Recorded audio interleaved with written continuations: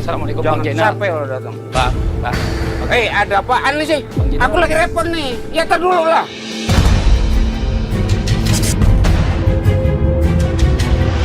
Iya bang, abang ditunggu sama Ustadz bang. Ini aku lagi nelpon nih. Iya, abang telepon lagi. Saya tunggu di sini bang.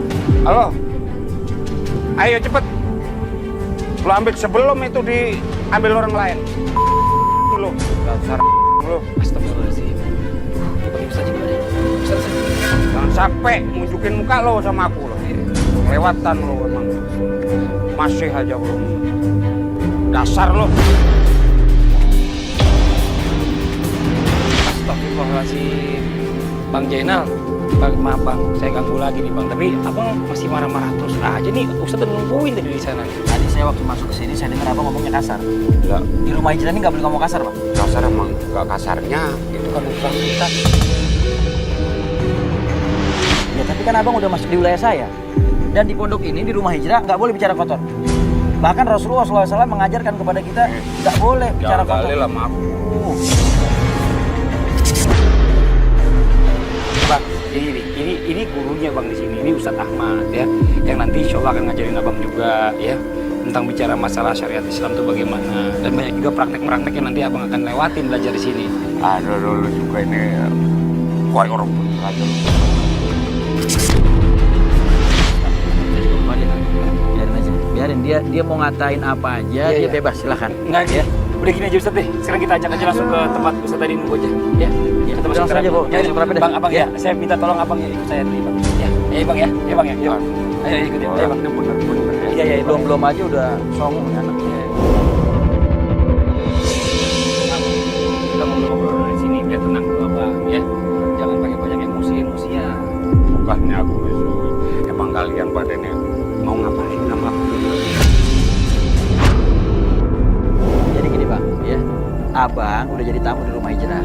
Nah di rumah hijrah ini saya yang beri terapi dan beri bimbingan. Tadi saya dengar abang bicaranya kasar, caci maki, dan itu nggak boleh di dalam Islam. Emang lo kesinggung gak mau mengaku lagi? Saya nggak tersinggung. Saya nggak tersinggung. Maaf aja ya Tat, sebelumnya ya. Kalau aku lihat detek-detekmu tuh ya enggak sama omongannya. Maksudnya gimana? Ente kan di sini mau belajar. Ente kenal laman aja nggak tahu. Ente udah buruk sangka. Terlalu tinggi omongan. Ini nih manusia yang kagak tahu diri. Manusia yang baru ketemu orang Nyolok udah banget sih. Astagfirullahaladzim. Yang nyolot sama ente siapa bang? Abang Ana mau kasih tahu ente. Kalau bertemu orang belum kenal jangan langsung main salah sangka begitu. Jangan main tuduh aja. Sekarang gini, Bang, ini kita perlu tahu nih Bang, maaf ya Bang ya. Ya, ini bicara masalah tentang apa yang udah pernah Abang lakuin dulu nih kita pengen dengar. Oh. Saya kan takut laporan kan dari istri Abang. Oke. Ya Bang ya. Sekarang saya pengen dengar dari Abang sendiri. Umur Ya saya tahu. Jadi aku tahu aku kenyang makan asinnya garam udah. Saya tahu Bang. Ya. Tapi ente tuanya tua kejemur. Tahu tua kejemur? Tua yang kagak ada ilmunya. Tua yang percuma ente tua. Aneh masih muda, tapi insya Allah umur aneh dipakai buat manfaat.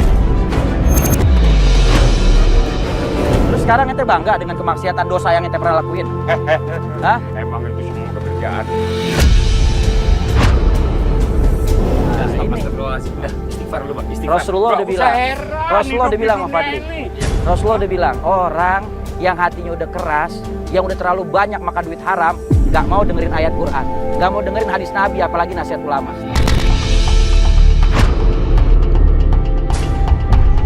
Hatinya udah tertutup. Khatamallahu ala qulubihim wa ala sam'ihim wa ala absarihim ghishawatun wa lahum adzabun adzim. Orang yang begini, matanya udah buta, telinganya udah tuli, hatinya udah gelap, tempatnya di neraka. Makanya kalau ente nggak bertobat, anak kasihan sama ente. Ucapan lu bukan di sini tempatnya. Pulang aja ke masjid kalau mau. Astagfirullah. Dakwah itu nggak cuma di masjid. Cetek kontak ente kalau ente bilang dakwah cuma di masjid. Rasulullah ngajarin kita buat berdakwah di mana aja kita berdakwah. Kenyang aku ini udah di penjara. Penjara itu udah rumahku. Udah keraken aku di situ. Abang berapa kali di penjara? Kalau aku sih nggak merasa di penjara di sana. Hah? Aku ibarat ya, rumah sendiri. Berapa lama pertama di penjara? Pertama 10 tahun. 10 tahun gara-gara apa? Gara-gara ganggu aku. Nggak boleh ngilangin nyawa orang. Maunya yang kayak apa? bicara cara baik-baik. Udah aku bicara. Selesaikan secara hukum. Bahasa Ini hukum. hukumanku ini.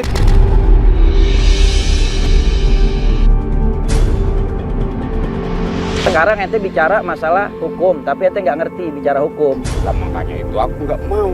Ya berarti ente ngikutin nafsu. Jadi ini hukumanku. Ente ngikutin nafsu. Bagi siapa yang nyolek aku? Ini hukuman. Kata Allah Subhanahu wa taala, siapa orang yang menghilangkan nyawa orang mukmin secara sengaja, maka tempat yang paling pantas bagi orang itu adalah neraka jahanam kekal selama-lama di dalamnya. Dari dengar cerita apa yang tadi abang sampaikan bicara masalah perbuatan kemaksiatan yang abang lakuin, saya siapin shock terapi buat abang. Di dalam Islam itu kalau kita mengambil hak orang lain melebihi daripada batas nisabnya itu adalah 3 dirham atau 1/4 dinar, sama dengan 1,63 gram emas 24 karat. Kira-kira yang abang ambil lebih dari segitu?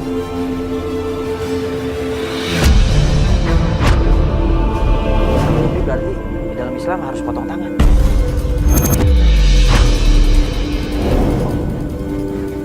Potong tangan sebelah kanan sampai pergelangan tangan. Kalau masih ngambil lagi melebihi batasan nisabnya, potong kaki sebelah kiri sampai mata kaki.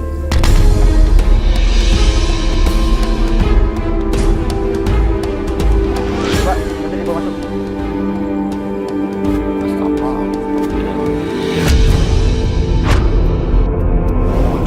Buat contoh aja bang. Ini buat contoh aja bang Jani.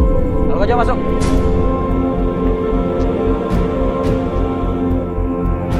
Latihan Pak.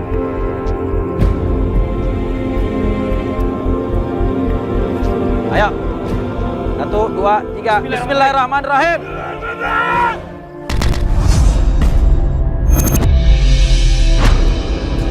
Ustaz, apaan itu, Ustaz? Kenapa yang ngumpet di belakang aneh?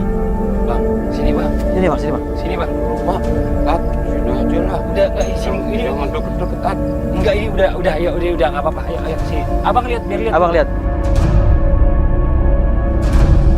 Abang takut bang.